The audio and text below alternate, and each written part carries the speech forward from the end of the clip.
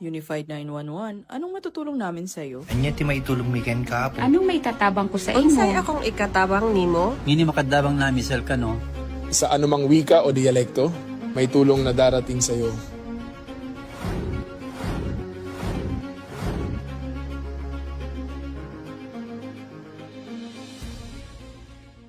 Lilingkod sa bawat Pilipino at magbibigay ng tamang impormasyon para sa tahimik at maayos na Pilipinas. Police News Network, alagad ng batas, tagapagtaguyod ng balitang pulis, sandigan ng mamamayan, patnubay ng katotohanan. Kampo Krame, maghahatid ng pinakahuling kaganapan at nagbabagang balita. Ito ang PNN Police News Network. At ngayon, ang inyong mga tagapagbalita. Magandang araw, bagong Pilipinas. Ako ang inyong alagad ng batas, tagataguyod ng balitang pulis. Police Executive Master Sergeant Renato Robles. At ako naman po si Miss Jihaini Hernandez, former Miss and International Grand Winner 2022. Maghahatid sa inyo ng tamang balita, kwento ng pulis at serbisyo para sa mamamayan, at ito ang Police News Online. Ang pangunahing balita ng Police News Network, alagad ng batas, tagataguyod ng balitang pulis.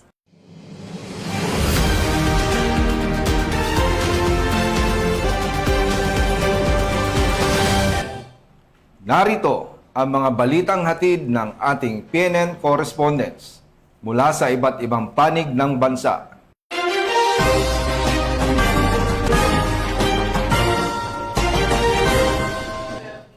At para sa ating unang balita, nagtitipon ang mga kinatawan ng iba't ibang ahensya ng pamahalaan, lokal at opisyal at mga law enforcement agency sa isinagawang Maguindanao del Sur Leaders Conference upang pagtibayin ang koordinasyon at pagtutulungan para sa nalalapit na Bangsamoro Autonomous Region in Muslim Mindanao Parliamentary Elections. Layunin ng pagpupulong na palakasin ang mga hakbang sa seguridad at maayos na koordinasyon ng mga kinauukulang ahensya upang matiyak ang isang mapayapa, ligtas at maayos na pagdaraos ng halalan sa rehiyon. Ang buong detalye ng report mula kay Patrolman Adrian Dayo. Si Police Brigadier General Christopher M. Abesia, Regional Director ng Police Regional Office Bangsamoro Autonomous Region ng Muslim Mindanao, sa isinagawang Maguindanao del Sur Leaders Conference, Provincial Peace and Order Council Cluster Meeting sa Camp Siongco, Awang Dato Udinsensuat, Maguindanao del Norte. Kasama rin sa pagpupulong ang mga opisyal mula sa Office of the Presidential Advisor on Peace, Reconciliation and Unity, 6th Infantry Division, mga lokal na pamahalaan at iba't ibang kinatawan ng security sector upang talakayin ang pagpapalakas ng koordinasyon sa pagpapanatili ng kapayapaan at kaayusan sa lalawigan. Tinalakay din ang mga hakbang upang mapahusay ang pagtutulungan ng iba't ibang ahensya ng pamahalaan at mga lokal na opisyal sa pagtugon sa mga isyu sa seguridad at pagsusulong ng pangmatagalang kapayapaan at kaunlaran. Binigyan din ng kalagahan ng matibay na interagency coordination habang naghahanda ang Bangsamoro Autonomous Region in Muslim Mindanao para sa kauna-unahang parliamentary elections upang matiyak ang isang mapayapa, maayos at ligtas na halalan. Mula po dito sa tanggapan ng Pambansang Pulisya ng Pilipinas, ako po si Patrolman Adrian Dayaw, nagpapalita para sa Police News Network, alagad ng batas, tagataguyod ng balitang pulis. Maraming salamat, Patrolman Dayo. Naitala ng Police Regional Office 3 ang pagbaba ng insidente ng mga krimen sa Central Luzon sa ilalim ng pagpapatupad ng Safer Cities Initiative. Kasunod ng pinaigting na police visibility, mas mabilis na pagtugon sa mga insidente at mas mahigpit na pagpapatupad ng mga batas at lokal na ordinansa.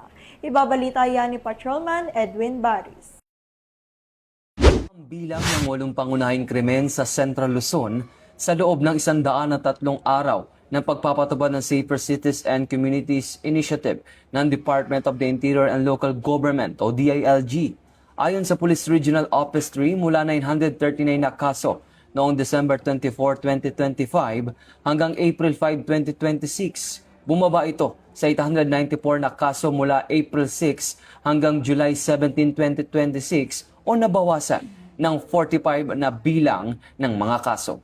Kasabay nito, pinaigting din ng Pro-3 at mga lokal na pamahalaan ang pagpapatupad ng mga ordinansa. Umabot sa 712,437 ang nahuling lumabag sa mga lokal na batas. Sa bilang na ito, 168,657 ang pinagmulta habang 543,780 ang pinagsabihan at pinalaya. Umabot naman sa 71.95 million pesos ang nakolektang multa. Ayon kay Pro-3 Regional Director, Police Brigadier General Jess B. Mendez, malaking bahagi ng pagbaba ng krimen ang pagtutulungan ng pulisya, lokal na pamahalaan at komunidad. Nakatulong din ang mas madalas na pagpapatrolya at presensya ng mga pulis, gayon din ang maigpit na pagpapatupad ng mga ordinansa. Mula dito sa National Headquarters ng Philippine National Police, ako si Patrolman Edwin Baris, nagbabalita para sa Police News Network. Alagad ng batas, tagataguyod ng Balitang Pulis. Maraming salamat, Patrolman Baris.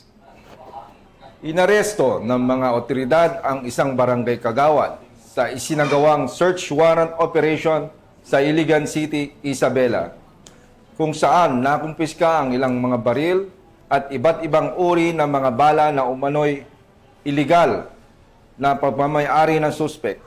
Ang buong detalye ng report mula kay Patrolwoman Lenny Lorenzo.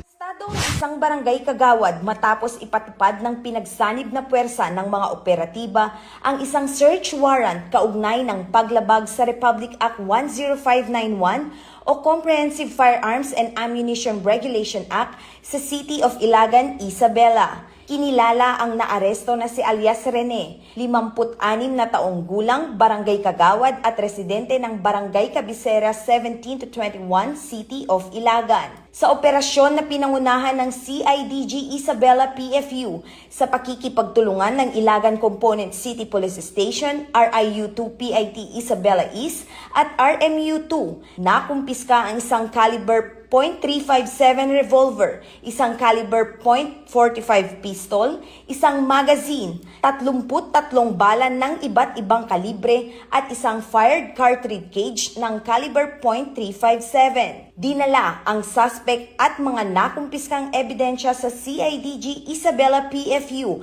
para sa kaukulang dokumentasyon at pagsasampa ng kaso. Ayon kay Police Colonel Manuel B. Bringas, Provincial Director ng Isabela Police Provincial Office, patuloy ang mahigpit na kampanya laban sa iligal na pagmamay-ari ng mga baril upang mapanatili ang kapayapaan at kaligtasan sa lalawigan ng Isabela. Mula dito sa Lambak ng Cagayan, ako ang inyong PNN Correspondent, Patrolwoman Lenny Lorenzo, alagad ng batas, tagataguyod ng Balitang Pulis. Maraming salamat, Patrolwoman Lorenzo. Arestado ang isang isinagawang hot pursuit operation ng mga otoridad kaugnay ng panloloob sa isang tindahan sa Masbate City. Ibabalita yan ni Police Corporal Danet Alba.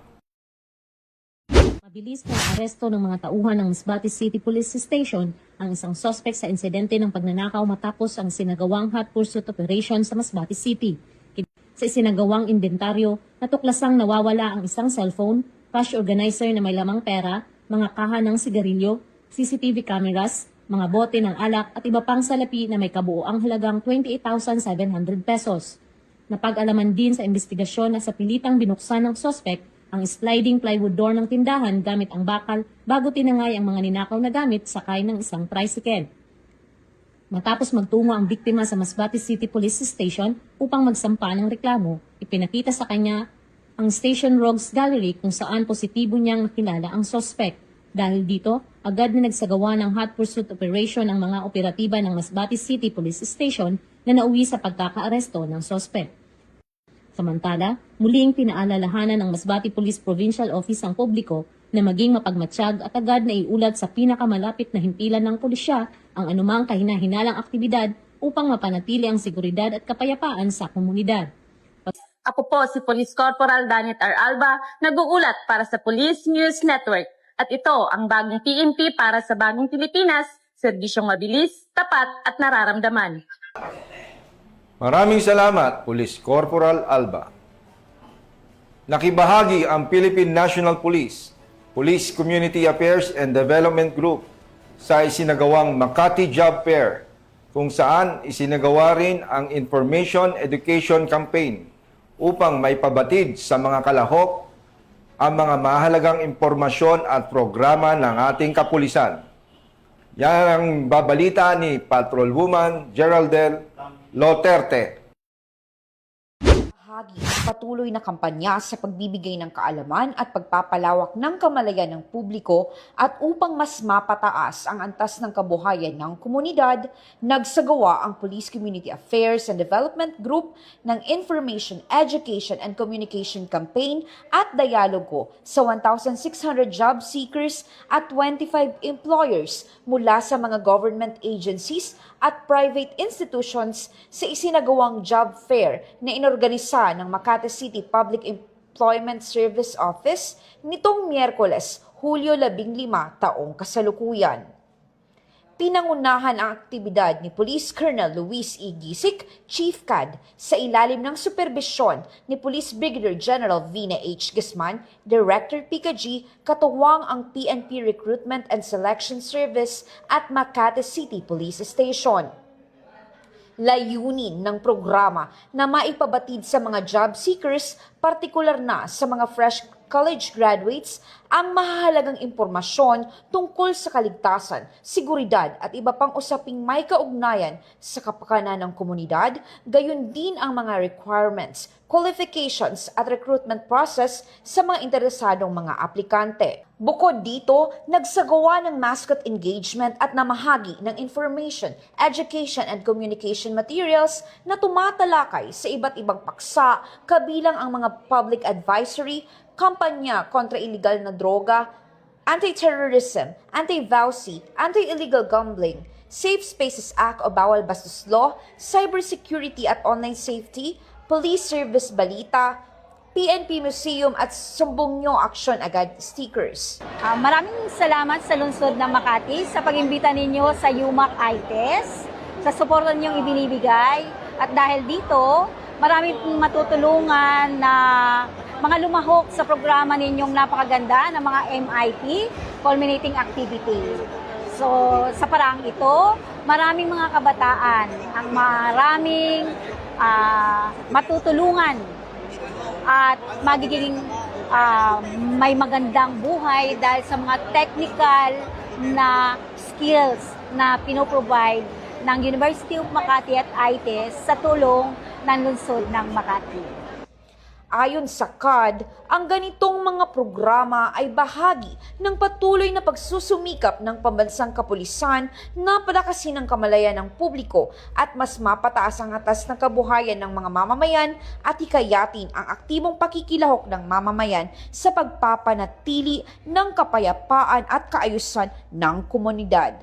Bagong PNP para sa bagong Pilipinas, serbisyong mabilis, tapat at nararamdaman. Mula dito sa Makati Coliseum, ako ang inyong PNN correspondent, Patrolwoman Geraldine Loterte, alagad ng batas, tagataguyod ng Balitang Pulis. Maraming salamat, Patrolwoman Loterte. Nagkaisa ang Philippine National Police at Rotary Club of Manila sa paghahatid ng tulong at suporta sa mga evacuees sa Kamalig, Albay, na naapektuhan ng mga nagdaang insidente na nagdulot ng paglikas ng mga residente. Ibabalita yan ni Police Corporal Doxy Casasos.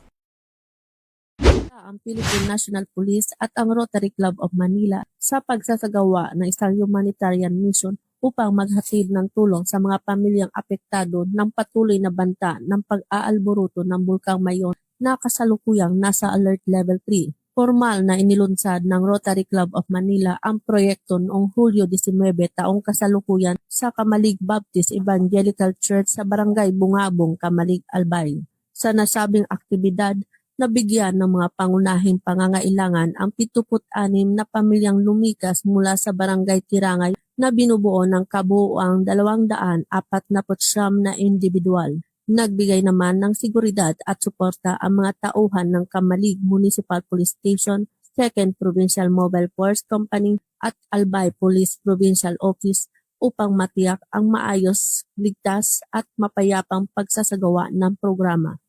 Ipinamalas ng humanitarian mission ang matibay na pagtutulungan ng Rotary Club of Manila at ng Philippine National Police sa paghahatid ng napapanahon at makataong serbisyo sa mga mamamayang nangangailangan. Patunay ito ng kanilang iisang layunin na mapangalagaan ang kapakanan ng mga evacuees at mapanatili ang kaligtasan, kaayusan at kapayapaan ng komunidad sa gitna ng banta ng pagputok ng Bulkang Mayon. Mula dito sa Police Regional Office 5, ako ang inyong PNN Correspondent, Police Corporal Doxy Charis Casasos, nagbabalita para sa Police News Network, alagad ng batas, tagataguyod ng Balitang Pulis.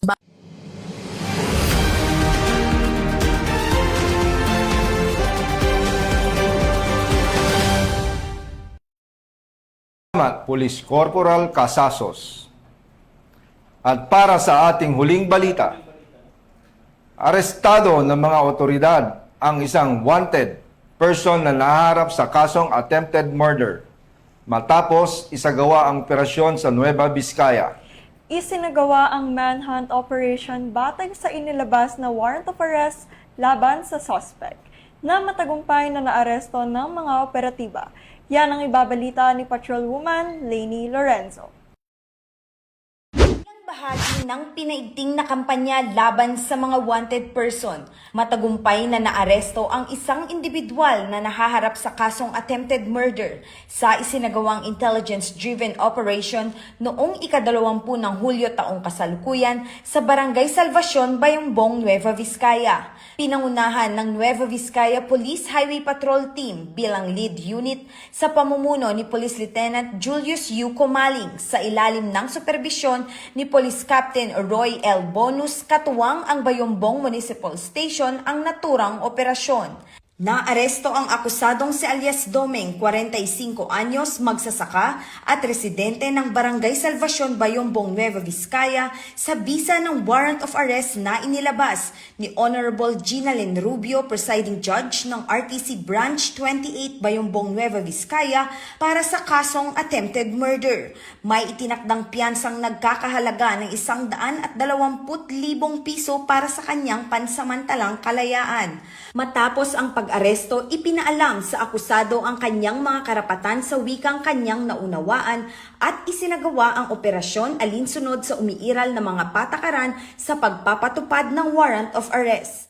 Patuloy ang Nueva Vizcaya Police Highway Patrol Team sa pagsasagawa ng mga intelligence-driven operations at pakikipag-ugnayan sa iba't ibang unit ng kapulisan upang matiyak ang mabilis na pagpapatupad ng batas at mapanatili ang kapayapaan at kaayusan sa komunidad alinsunod sa adhikain ng bagong PNP para sa bagong Pilipinas. Serbisyong mabilis, tapat at nararamdaman. Mula dito sa Lambak ng Cagayan, ako ang inyong PNN Correspondent, Patrolwoman Lainey Lorenzo, alagad ng batas, tagataguyod ng Balitang Pulis. Maraming salamat, Patrolwoman Lorenzo. At yan ang mga balitang nakalap ng ating PNN correspondents mula Luzon, Visayas at Mindanao. At bago po tayo magtapos, nais po naming batiin ng maligayang kaarawan ang isa sa ating mga kasamahan dito sa PICA-G. Walang iba kundi si Police Major Evangeline Nemeniano. Naway, patuloy po kayong pagpalain ng mabuting kalusugan, kasiyahan at tagumpay sa inyong buhay at sa serbisyo. Muli, maligayang kaarawan po, Ma'am Gemini. Para sa mas malawak at mabilis na ulat ng mga balita, huwag kalimutang mag-like, follow, and share sa aming official social media accounts ng Police News Network. Tutok lang sa aming YouTube channel para sa mga live stream at replays at i-follow kami sa Twitter account para sa mga real-time updates at Facebook account ng Police News Network. Manatiling mapagmatyag at laging alam ang totoo. Sa ngalan ng pamunuan ng Philippine National Police sa pangunguna ni Chief PNP Police General Jose Melencio Nartates Jr. at sa pamumuno ni President Ferdinand Bongbong Marcos Jr., kami ay maglilingkod sa bawat Pilipino at magbibigay ng tama at balanseng balita. Muling nagpapaalala ang pambansang pulisya kaugnay sa nalalapit na parliamentary election sa Bangsamoro Autonomous Region in Muslim Mindanao. Pinaalalahanan ng Philippine National Police ang publiko na manatiling mapanuri at maging mapagmatyag laban sa paglaganap ng fake news, misinformation at disinformation sa iba't ibang online platforms. Labanan ang fake news sa BARM. Ugaliing mag-fact check at magbahagi lamang ng tama at beripikado at mapagkakatiwalaang impormasyon upang mapanatili ang kapayapaan, kaayusan at pagkakaisa sa komunidad. Mula rito sa tanggapan ng tagapag-ugnay ng Pambansang Pulisya, ako ang inyong alagad ng batas, tagataguyod ng Balitang Pulis, Police Executive Master Sergeant Renato Robles. At ako naman po si Ms. Jihani Jara Hernandez, former Miss International Grand Winner 2022. Maghahatid ng tamang balita, kwento ng pulis at serbisyo para sa mamamayan at ito ang PNP News Online. Ang pangunahing balita ng Police News Network. At ito ang bagong PNP para sa bagong Pilipinas. Serbisyong mabilis, tapat at nararamdaman.